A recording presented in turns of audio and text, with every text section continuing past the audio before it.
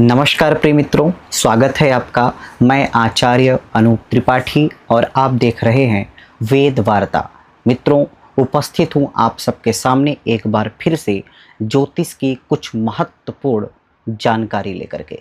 मित्रों, हमारे सामान्य व्यवहारिक जगत में शास्त्रों द्वारा प्रतिपादित 4 वर्ण हैं और उनकी उपयोगिता है, और ये चारों समान हैं अपनी अपनी विशेष शक्तियों के साथ।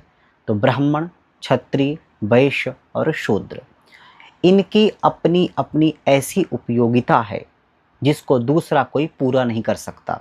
मतलब ब्राह्मण जो समाज को दे सकता है वो क्षत्रिय नहीं दे सकता, जो क्षत्रिय दे सकता है वो ब्राह्मण, वैश्य और शूद्र नहीं दे सकते।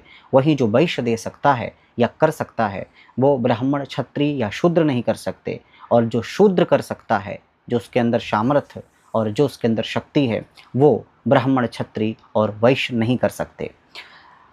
कई बार ज्योतिष में कुछ ऐसा समझना होता है जिससे वर्ण के अंतर्गत कोई प्रश्न और उसका जवाब आता है, और कुछ ऐसा समझना होता है कि विवाह किस वर्ण के साथ में होगा, या कौन सी जात राशियाँ किस वर्ण की हैं।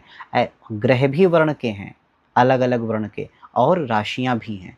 तो प्रस्तुत विषय पर आज हम जानेंगे कि कौन कौन सी राशियाँ किस वर्ण के अंतर्गत आती हैं। वर्ण 4 हैं, आपको पता है, ब्राह्मण, क्षत्रिय, वैश्य, शूद्र, और राशियाँ 12 हैं।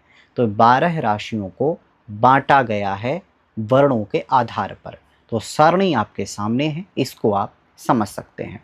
तो सबसे पहली राशि है जिसका नाम है मेष। मेष राशि क्षत्रिय वर्ण के अंतर्गत आती है। वहीं वृषभ राशि वैश्य वर्ण के अंतर्गत आती है। मिथुन राशि शूद्र वर्ण के अंतर्गत आती है। कर्क राशि ब्राह्मण वर्ण के अंतर्गत आती है। तो सिंह राशि क्षत्रिय वर्ण के अंतर्गत आती है। कन्या राशि पुनः वैश्य वर्ण के अंतर्गत आती है। तुला राशि शूद्र वर्ण के अंतर्गत आती है। वृश्चिक राशि ब्राह्मण वर्ण के अंतर्गत आती है। धनु राशि क्षत्रिय वर्ण के अंतर्गत आती है। मकर राशि वैश्य वर्ण के अंतर्गत आती है। कुंभ राशि शूद्र वर्ण के अंतर्गत आती है। मीन राशि ब्राह्मण वर्ण के अंतर्गत आती है।